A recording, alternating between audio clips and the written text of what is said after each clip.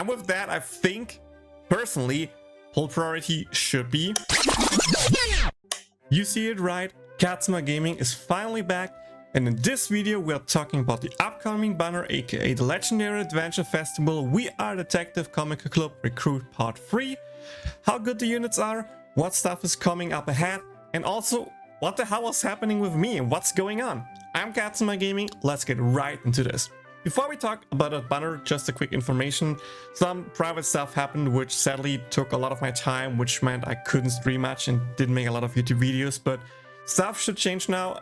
Might not be this week where I'm fully back, but hopefully starting next week or worst case in 2 weeks, I should be fully back on regular schedule, so expect streams every Monday and Wednesday at 5 PM UTC plus 2 at the moment because we have summertime. And of course expect YouTube videos like banner guides, arena guides, tier list updates, and hopefully also soon the Encyclopedia version 1.6. So if you want to get that thing done more quickly, maybe check the link at the Ko-fi page down below to, support the Encyclopedia directly. But yeah, let's start with the banner guide. We got a new banner with 3 new units. First up, we are getting Detective Mia, aka Mia Diligent Investigation. We are getting a new Yunyun, a case awaits, also from the detective style outfits. And last but not least, we are getting the legendary adventurer Komekko. That's right, Komekko is getting a fast units before some other units who potentially deserve it more, because remember, Komekko was not in the initial lineup. She actually came later in the game, right? For all the old people who remembered actually. So kind of interesting to see her getting a fast outfit sooner than others, but that's fine. We also, of course, as usual, get the special recruit banner, aka the 2K multi banners with the rate up. Always recommended to pull on them if you have the money to pull on them, because they are paid banners, so you need to have currency. There is the 4-star guaranteed recruit, which doesn't have any rate up, so I don't really think it's worth it. Sure, there's a higher rate up in general, but not for fast units, so you're probably just ending up with normal units anyway. Then we have the good one, Legendary Adventural Festival 1 4-star guaranteed selection recruit, which apparently gives you a selection. Funidodo is by the way in there, and yes, that's something a lot of people also asked me recently. When is Funidodo returning? Can we pull her in the future? And here's the good news, and at the same time bad news potentially. Funidodo will be in every fast banner. Of course, not with that big of a rate increase. I don't even know if she actually has a rate up or not, but she will be in every future fast banner. You could pull her from any future fast banners, and of course from a birthday banner, which should come up in October, so there will be some chances. I kind of expect the Funidodo banner in October to include auto 4-stars as well, kind of the same with Claire and just recently Lisa's birthday, right? So if you get a 4-star, it could be her, could be someone else, so don't cope too high. We'll see how they do it. Maybe they are actually nice and give us the banner with just Funidodo in there.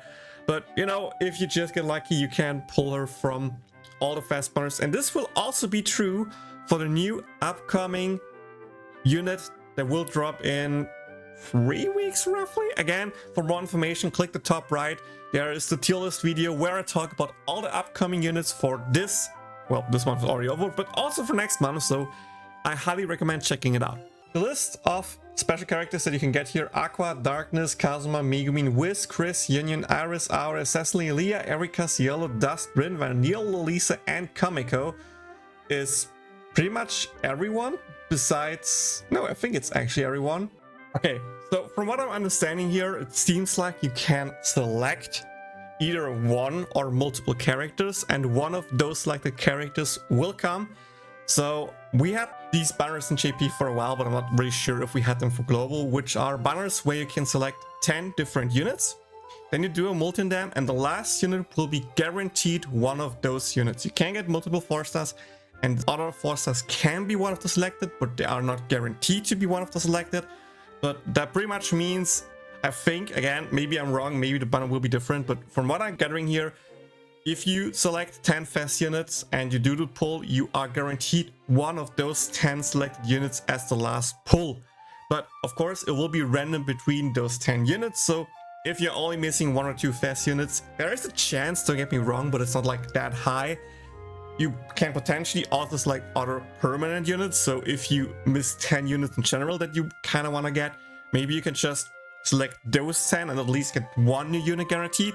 In that case, it is actually pretty cool. But again, keep in mind, it's 3k paid. There's no true selection here on which unit specifically you want. Just you get one of those 10 selected units. But if you're down for that, that's a good banner for you. Besides that, we are getting, as usual, rerun banners. We're starting off with Rerun Recruit Part 1, which includes Aqua, Kazuma, Aure, Erika, Rin, and Vanir. Really interesting. Then Part 2 will have Darkness, Wiz, Yunyun, Cecily, Cielo, and Lolisa. And last but not least, we have Megumin, Chris, Iris, Leah, and Dust. Which is actually, I think, shorter than the others. So the chance of getting one of those here is actually higher since it's a more limited pool, and you know, Fast Chris is there. So it's potentially good, but yeah, rerun banners are great for people who are missing them, but of course you can always get them from the normal banner as off rates, so do as you please.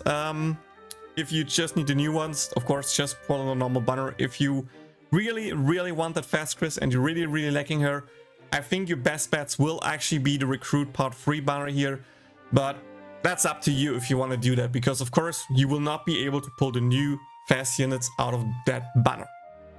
Okay, these are all the banners, so let's finally check out what these units actually do and are they even worth pulling for. For that, we are opening our trusty konosuba Fantastic Days Encyclopedia. By the way, if you're still wondering where you can find this stock, where you can access it, just go to my YouTube profile and at the top right it should be linked there. Same with my Twitch profile. If you want to, of course, follow me on YouTube and Twitch, please remember to like, subscribe, and of course, click the Twitch link down in the video description and follow me there. Would be greatly appreciated. But all of that stuff is for free. So, you know, grab it, access it, and maybe let me know in the comments if you actually appreciate the Encyclopedia or if you miss anything. Okay, before we actually check the tier list where every rank is, I think the best thing we can do here is start off with each character's skills and everything. For that, we are going to the character selection page and we start off from worst to best, I would say, with Detective Mia. And yes, you see it right. I think personally she is actually maybe a little bit worse than Ainu Mia, because I talked about it in the tier list video. Again, check it out. They are pretty much kind of the same. First Mia has a single target with HP condition and speed boost. Second Mia has AOE with HP condition and speed boost. It's literally copy paste but with a longer cooldown. The second skill is then a debuff block single target for the first Mia, and for the second Mia it's a party tier 2 wind damage cut and a tier 3 counter. Also longer cooldown, and the second skill does no direct damage, just the indirect damage of counter. So I think the total damage is actually a little bit lower from the second Mia. She can work decently in AOE arenas where you get hit a lot, where you can proc the counter a lot, and where you actually potentially need the damage block. But even then, I think we used her once on her release arena, and since then we never ever used her again. If you don't have any speed boost providers for fire teams, aka if you don't have Funidodo, if you don't have this, if you don't have melee and stuff like that, she can be a great pickup, but I think she's the least priority out of that. And as you can see, she's S-, which results, to be honest, again, the tier list rankings in the character sheet is not yet fully done. I'm still working on them and rearranging, especially the older characters. So again, you know, supporting the Encyclopedia helps with fastening up the process. But she's for now ranked in the good units if you're liking meta units here, because as I just said before, there are other units that can provide the speed, that can just do what Mia does but better. So there's really not much room for her, but of course, if you don't have these units, she can still be great. Then the next one will be, of course, Yunyun. And I am really liking this Yunyun, but I'm sad that we are not using her anymore in the GP version, which is 3 moves. In the future, there will be Forbidden Yunyun, which is also a fire Yunyun, and with that, she's just kind of dead, to be honest. Forbidden Yunyun is just that good. But until then, she's a pretty solid fire mage unit. First up, she has a random hit that deals 206 damage, so 2 times 206 is 412 damage. Like, just think of it, 412 damage is a lot of damage on a 90-second cooldown. It's really good. The second skill is, you know, normal damage-wise, 149, not too crazy, but it gives 20% gauge up to your party on an 18-second cooldown. So with her, your team will actually be able to spam a lot of ultis, especially if you combine her with Funidodo. And that just means your buffs are up all the time. You can spam Funidodo's ulti, which means Reshred is up all the time. You also get the CDR from Funidodo's ulti. And that team comp, she just works really, really well. And also keep in mind, you can even put her in a slot 4 if you're running a Megumin to let her come in with a passive trait, which also provides gauge up, which can pretty much just mean, you know, your team has your ulti's half ready, Megumin explodes, she comes in, your team can use their ultis, then Yunyun provides another gauge up, Funidodo provides another gauge up, and you almost have another round of ultis. Like, that's a lot of damage in a really, really short amount of time you can do here. She has full single target damage, so of course she works less great in AoE arenas, and she kind of wants to have some CDR. Again, Funidodo solves that, but if you don't have Funidodo, it will be a little bit more hard to use her. But just if we compare stuff here, she is pretty much just an upgrade from Xmas Wiz, and with her, Xmas Wiz will finally be gone for good. We will not see her again. Sorry for all the Christmas people out there, but her meta is finally over. And with that, I think she deserves a solid rank in the strong unit here. I'm not saying she's meta unit, especially because she will get replaced in roughly 3 months. So I cannot suggest you pulling that hard for her with that in mind. But if you have her, she's still a great unit to use, especially until Forbidden Yunyun comes out. Then, last but not least, the potential big one, which will be, of course, Fes Komekko. Keep in mind, she has her ulti 2 version 1, her ulti 2 version 2, which deals pretty good fire damage, not gonna lie. Second one even has a slow for sacking some of her damage, so if you need more survivability by slowing the enemies down, I think her ulti 2 version 2 is the way to go. Otherwise, if you don't care about the damage you take and you just want to do as much damage as you can, you want to run her ulti 2 version 1. The passive trait provides 9% magical attack, non-conditional, like no debuff condition, no HP condition. With that, it's a little bit lower than auto passives, but again, it works all the time, so there's no downside to that. Pretty good. My first skill is a 2x random hit, which deals 185% damage and provides it with a self tier 1 magical attack buff for 16 seconds on a 21-second cooldown. Let me actually scroll up a little bit so you can see it. There we go. Her second skill is a single target skill that deals up to 194% damage if the enemy has a debuff. And again, debuff, not status condition. So Reshred, physical defense down, magical defense down, all of the stuff will count here. Don't worry, you don't need any bind or blinding and stuff like that. Just like that, it lasts for 10 seconds, so it's actually a little bit lower. The buff, which I haven't even talked about, sorry. She provides a party tier 1 fire damage buff EX for 10 seconds on an 18-second cooldown. So again, together with Funidodo, you have a fire damage buff and you have a fire EX damage buff, which can coexist, which works well together. And you know, 2 pretty high damage skills already with, I would say, decent cooldowns. They're not too crazy, they're totally usable, they're fine. Last but not least, her basic also has a 10% self gauge up. So again, if you, after 2 skills and the gauge up from Yunyun and Funidodo still cannot ult, use a basic, your ult should be ready, and you can just release the nuke with all your buffs up. If you look at the duration and the cooldowns, you can see the fire damage buff will be not up the whole time, especially in that team. Funidodo only has, I think, 4 seconds of CDR, so there is a downtime of 4 seconds. Same with the first skill actually, by sadly 1 second, but this is a self buff and it doesn't matter because only her double hit will then not be buffed from it, which is totally fine. But yeah, you need to play around a little bit to time the fire damage EX team buff to probably abuse it. But besides that, her damage is really, really great, and compared to her sister, she doesn't faint after 1 ulti. She stays with all her buffs and can just keep on nuking the enemy. She has great damage, she has a little bit of team support with the Fire EX damage buff, but besides that, she's mostly just a pure damage unit, a selfish unit. And with that, I actually still think she's really, really solid. I'm not sure if the SS is still true or not, but for now, she is in the meta units on Element here, especially because we're still lacking a lot of fire units.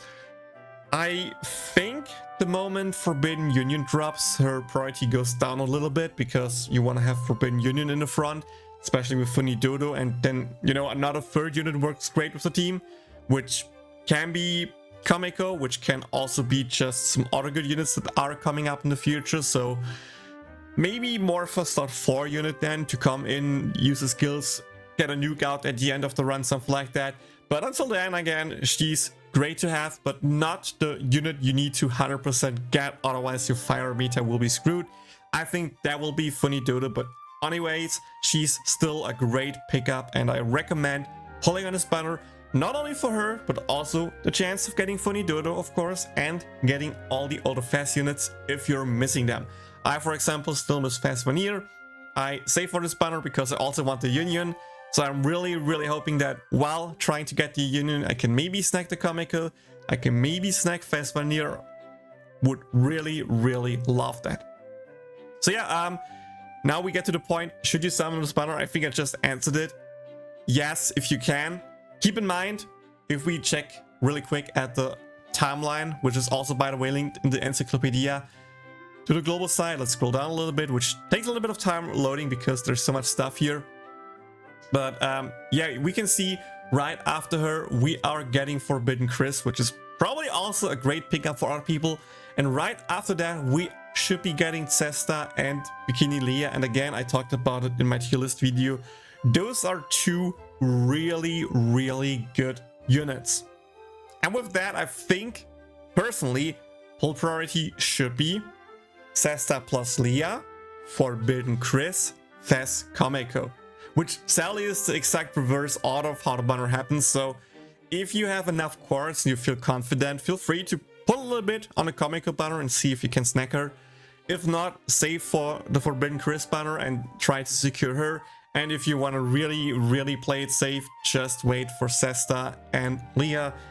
Again, I think this is the best banner because first up, Leah is a bikini unit, so getting her later will be harder. Zesta also will reappear in future Fes banners, but also with like not the highest rate, so getting him later is also a little bit harder. Compare that to Fes and Forbidden banners, where you have a good chance of just getting older units of them off rate while pulling for the new stuff. Again, if you don't believe me, just check out my recent summons for Fantasy Fest Switch, which should actually drop, I think, this weekend, where I pretty much, small spoiler here, pulled all the previous Fes units trying to get her. The same thing happened to me with Forbidden units. Actually, Forbidden Chris banner, I think, was the exact same one, where I did the step up banner, and I got all the previous Forbidden units and then got Forbidden Chris at the end. You can get them pretty easily off rate, especially if you down to well a little bit and use those paid banners who have these special rate ups. They are really great if you can afford them. So that's why I think that's the pull priority here. Again, the banner is not bad. I think 2 out of 3 units here are really good, but of course only if you have the currency to pull on it. Speaking of, tomorrow in like 18 hours from recording this, aka on Wednesday, 1 p.m. UTC +2, aka 1 p.m. German time, right? Or 8 p.m. Japanese time, if that's what you prefer. There will actually be a new JP live stream for the summer season, which potentially means new bikini units and hopefully some other cool stuff. I will be live streaming it as usual, so if you don't want to miss it out, the live stream URL, whatever you want to call it, is already there on my YouTube profile. You can just click a button there to get a notification when I'm live, so you can make sure you not miss it, because it will be a POG stream with probably some POG outfits. I'm really hyped for it. Not because I know that will be a unit that I really like who gets a bikini outfit, totally not, no. But yeah, it will be really cool, and I would love to see you there. So if you have time and not working, feel free to join the live stream and be with me there. I would really appreciate it. That's it for the video. Again, if you like this type of videos and want to see more and don't want to miss the next upgrades for, you know, arena guides, banner guides, stuff like that, make sure to double check you are subscribed to this channel. And if you're not already, maybe subscribe to get more awesome konosuba Fantastic Days content and other content in the future. Thank you so much for watching, and see you all in the next one. Bye! だから一緒に行きましょういつもありがとうもしやだて言う